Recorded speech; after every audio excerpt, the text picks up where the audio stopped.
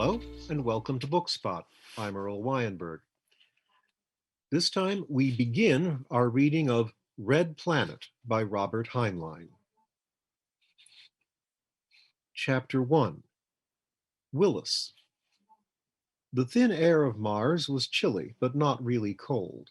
It was not yet winter in southern latitudes, and the daytime temperature was usually above freezing.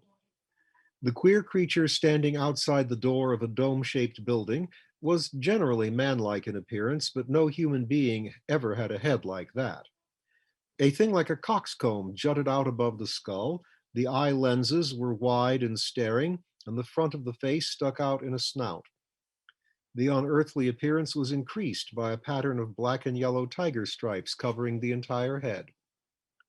The creature was armed with a pistol-type hand weapon slung at its belt and was carrying crooked in its right arm a ball, larger than a basketball, smaller than a medicine ball. It moved the ball to its left arm, opened the outer door of the building, and stepped inside. Inside was a very small anteroom and an inner door. As soon as the outer door was closed, the air pressure in the anteroom began to rise, accompanied by a soft sighing sound. A loudspeaker over the inner door shouted in a booming bass, "Well, who is it? Speak up, speak up." The visitor placed the ball carefully on the floor, then with both hands grasped its ugly face and pushed and lifted it to the top of its head. Underneath was disclosed the face of an Earth-human boy. "It's Jim Marlowe, Doc," he answered. "Well, come in, don't stand there chewing your nails." "Coming." When the air pressure in the anteroom had equalized with the pressure in the rest of the house, the inner door opened automatically. Jim said, "Come along, Willis," and went in.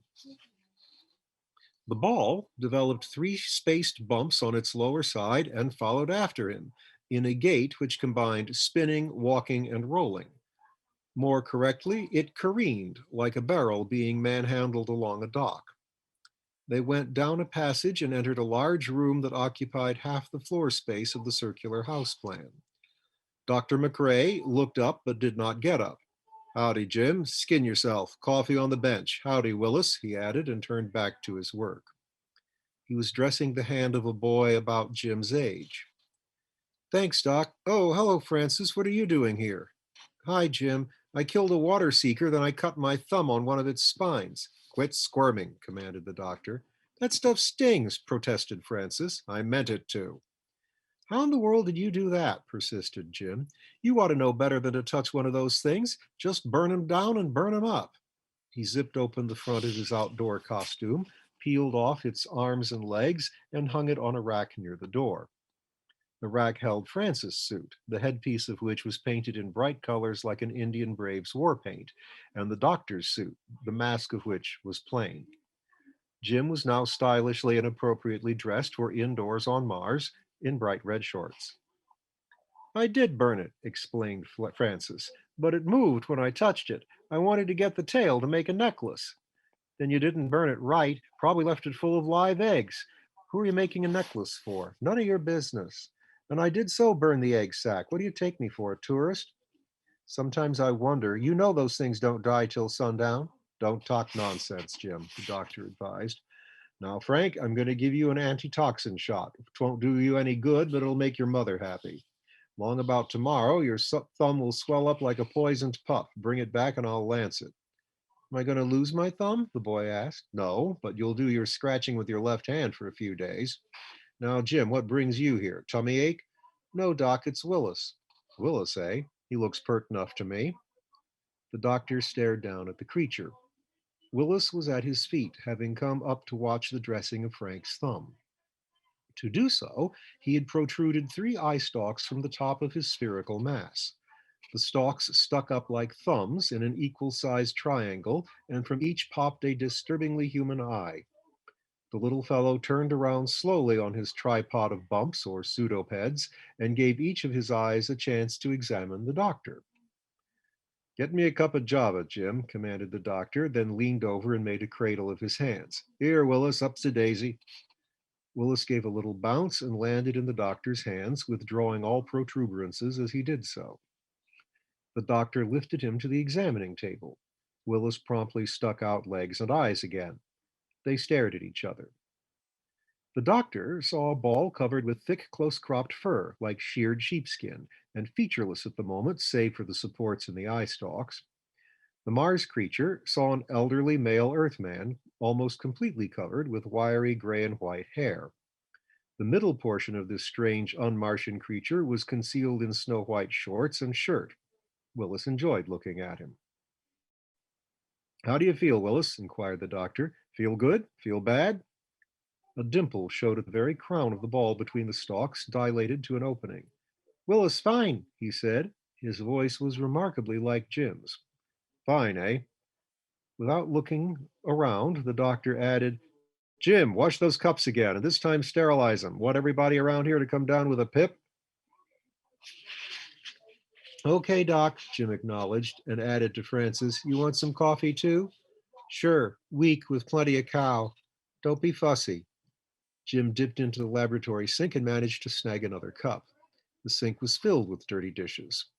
Nearby, a large flask of coffee simmered over a Bunsen burner. Jim washed 3 cups carefully, put them through the sterilizer, then filled them. Dr. McRae accepted a cup, then said, "Jim, this citizen says he's okay. What's the trouble?"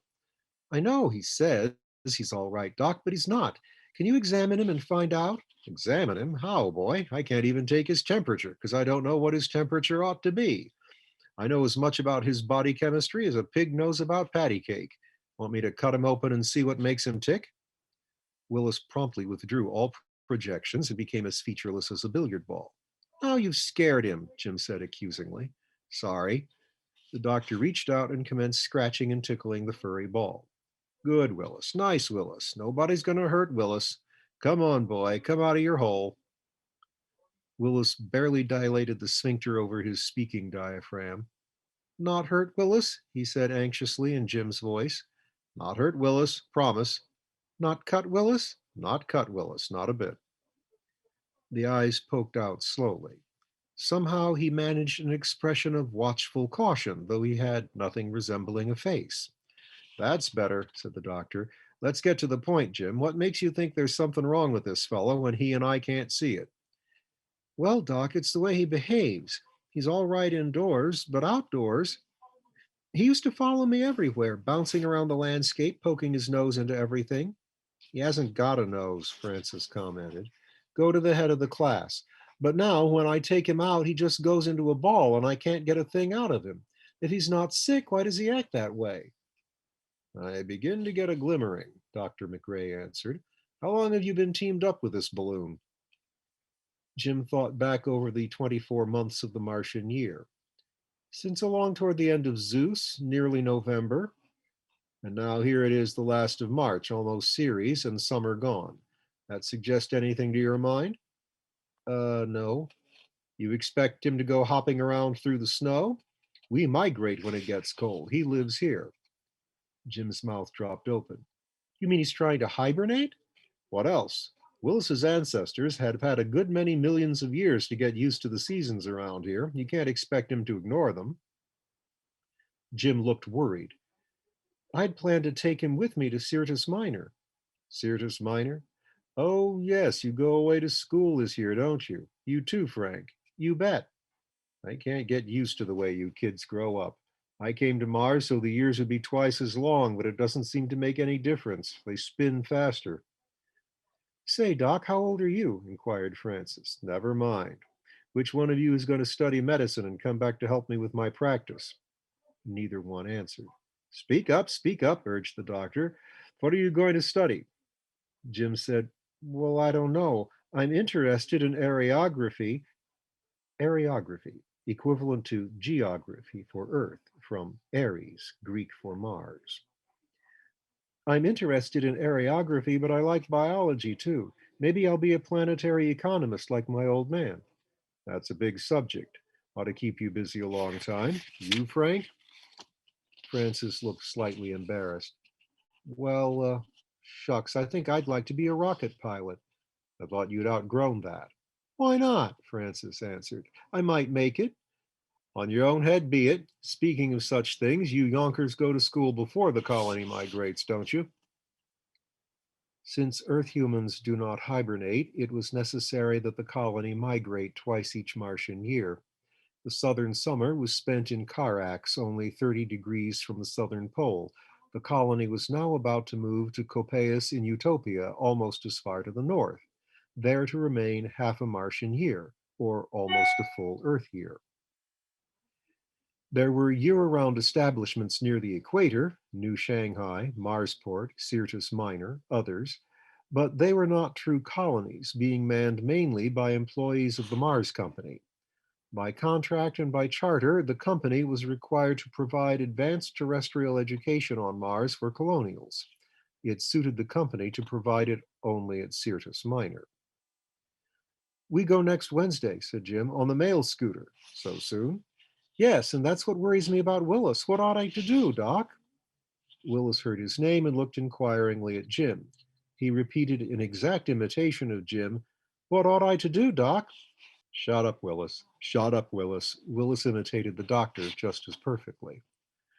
"Probably the kindest thing would be to take him out, find him a hole, and stuff him in it. You can renew your acquaintance when he's through hibernating." "But, Doc, that means I'll lose him. He'll be out long before I'm home from school. Why, he'll probably wake up even before the colony comes back." "Probably." McRae thought about it. "It won't hurt him to be on his own again. It's not a natural life he leads with you, Jim. He's an individual, you know. He's not property." "Of course he's not. He's my friend." "I can't see," put in Francis, "why Jim sets such store by him. Sure, he talks a lot, but most of it's just parrot stuff. He's a moron, if you ask me. Nobody asked you. Willis is fond of me, aren't you, Willis? Here, come to Papa." Jim spread his arms. The little Martian creature hopped into them and settled in his lap, a warm, furry mass, faintly pulsating. Jim stroked him. "Why don't you ask one of the Martians?" suggested McRae. "I tried to, but I couldn't find one that was in the mood to pay any attention." "You mean you weren't willing to wait long enough? A Martian will notice you if you're patient." "Well, why don't you ask him? He can speak for himself." "What should I say?" "I'll try it. Willis." Willis turned two eyes to the doctor. McRae went on. "Want to go outdoors and find a place to sleep?" "Willis not sleepy." "Get sleepy outdoors, nice and cold. Find hole in ground. Curl up and take a good long sleep. How about it?" "No." The doctor had to look sharply to see that it was not Jim who had answered. When Willis spoke for himself, he always used Jim's voice. Willis's sound diaphragm had no special quality of its own, any more than has the diaphragm of a radio loudspeaker. It was much like a loudspeaker's diaphragm, save that it was part of a living animal. "That seems definite, but we'll try it from another angle. Willis, do you want to stay with Jim?" "Willis, stay with Jim." Willis added meditatively, "Warm." "There's the key to your charm, Jim," the doctor said dryly. "He likes your blood temperature. But ipse dixit, keep him with you. I don't think it will hurt him. He may live 50 years instead of 100, but he'll have twice as much fun." "Do they normally live to be 100?" asked Jim. "Who knows? We haven't even been on this planet long enough to know such things. Now, come on, get out. I've got work to do." The doctor eyed his bed thoughtfully. It had not been made in a week. He decided to let it wait until wash day. "What does ipse dixit mean, Doc?" asked Francis. "It means he sure said a mouthful." "Doc," suggested Jim, "why don't you have dinner with us tonight? I'll call Mother. You too, Frank." "Not me," said Frank. "I'd better not. My mother says I eat too many meals with you folks." "My mother, if she were here, would undoubtedly say the same thing," admitted the doctor. "Call your mother, Jim." Jim went to the phone, tuned out two colonial housewives gossiping about babies, and finally reached his home on an alternate frequency. When his mother's face appeared on the screen, he explained his wish. "Delighted to have the doctor with us," she said. "Tell him to hurry along, Jimmy." "Right away, Mom." Jim switched off and reached for his outdoor suit. "Don't put it on," advised McRae. "It's too chilly out. We'll go through the tunnels." "It's twice as far," objected Jim. "We'll leave it up to Willis. Willis, how do you vote?" "Warm," said Willis smugly. Chapter 2. South Colony, Mars. South Colony was arranged like a wheel.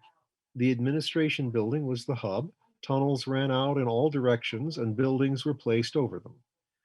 A rim tunnel had been started to join the edges of the wheel. Thus far, 45 degrees of arc had been completed. Save for 3 moon huts erected when the colony was founded and since abandoned, all the buildings were shaped alike. Each was a hemispherical bubble of silicone plastic processed from the soil of Mars and blown on the spot. Each was a double bubble, in fact. First, one large bubble would be blown, say 30 or 40 feet across when it had hardened, and the new building would be entered through the tunnel, and an inner bubble, slightly smaller than the first, would be cured and hardened under the rays of the sun. A battery of ultraviolet and heat lamps cured the inner side. The walls were separated by a foot of dead air space, which provided insulation against the bitter sub-zero nights of Mars. When a new building had hardened, a door would be cut to the outside and a pressure lock installed. The colonials maintained about 2/3 Earth normal pressure indoors for comfort, and the pressure on Mars is never as much as half that. A visitor from Earth not conditioned to the planet will die without a respirator. Among the colonists, only Tibetans and Bolivian Indians will venture outdoors without respirators, and even they will wear the snug elastic Mars suit to avoid skin hemorrhages. Buildings had not even view windows any more than a modern building in New York has. The surrounding desert, while beautiful, is monotonous. South Colony was in an area granted by the Martians, just north of the ancient city of Carax. There is no need to give the Martian name since an Earthman can't pronounce it, and between the legs of the double canal Strymon. Again, we follow colonial custom in using the name assigned by that immortal Dr. Percival Lowell. Francis accompanied Jim and Doc McCrae as far as the junction of the tunnels under City Hall, then turned down his own tunnel. A few minutes later, the doctor and Jim and Willis ascended into the Marlowe home. Jim's mother met them. Dr. McCrae bowed. "Madam, I am again imposing on your good nature." "Fiddlesticks, doctor, you are always welcome at our table." "I would that I had the character to wish you were not so superlative a cook, that you might know the certain truth. It is yourself, my dear, that brings me here."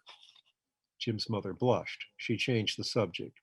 "Jim, hang up your pistol. Don't leave it on the sofa where Oliver can get it." Jim's baby brother, hearing his name, immediately made a dash for the pistol.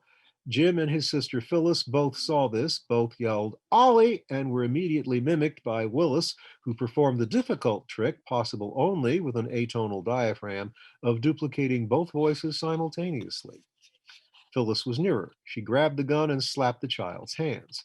Oliver began to cry, reinforced by Willis.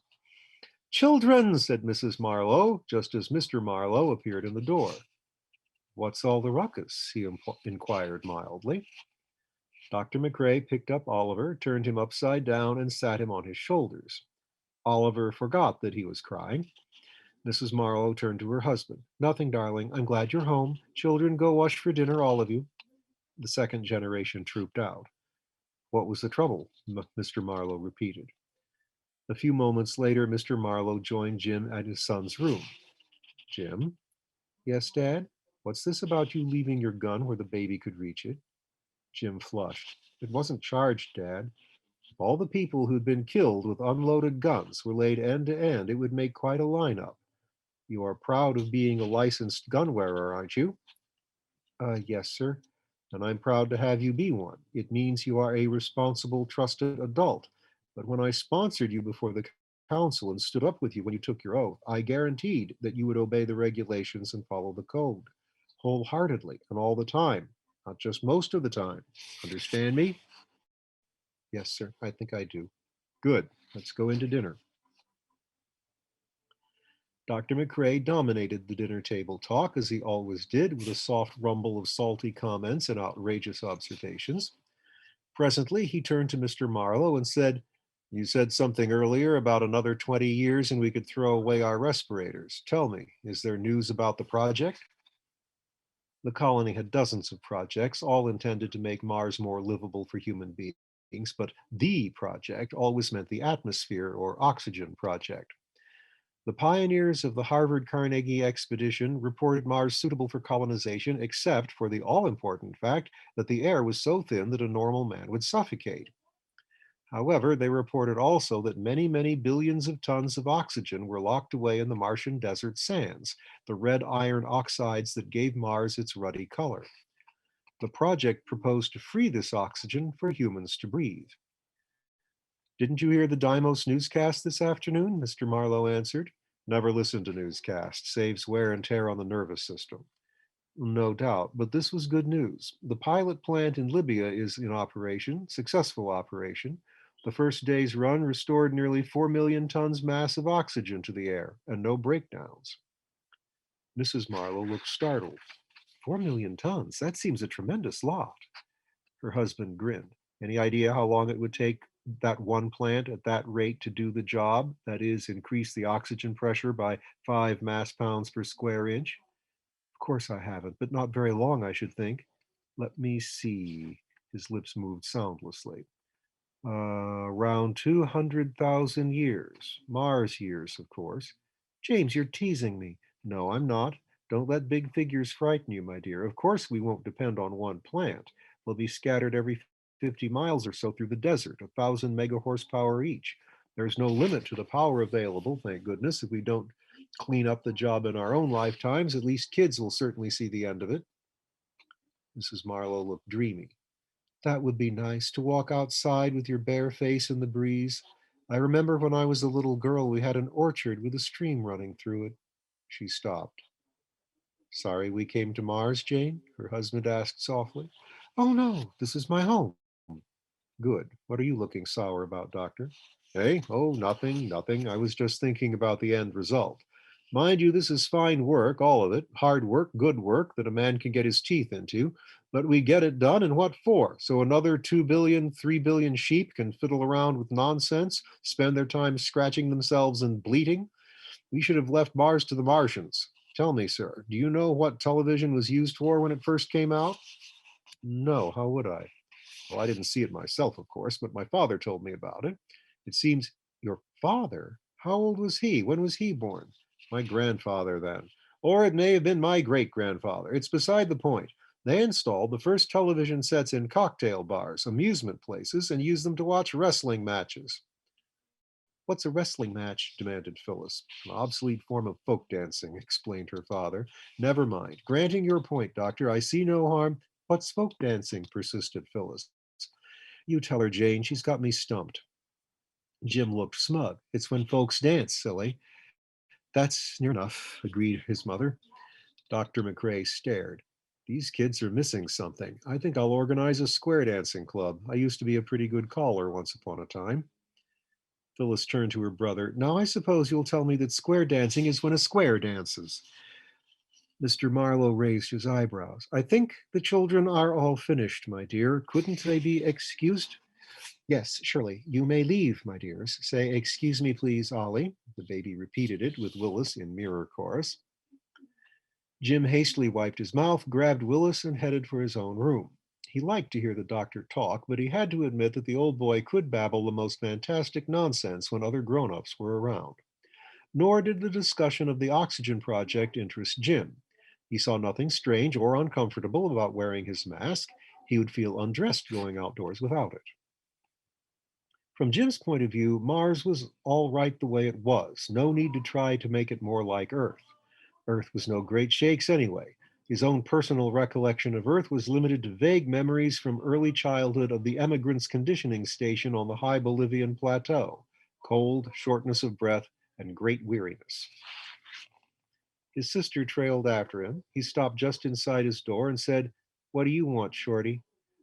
Well, looky, Jimmy, seeing as I'm going to have to take care of Willis after you've gone away to school, maybe it would be a good idea for you to sort of explain it to him so he would do what I tell him without any trouble. Jim stared. Whatever gave you the notion I was going to leave him behind? She stared back. But you are. You'll have to.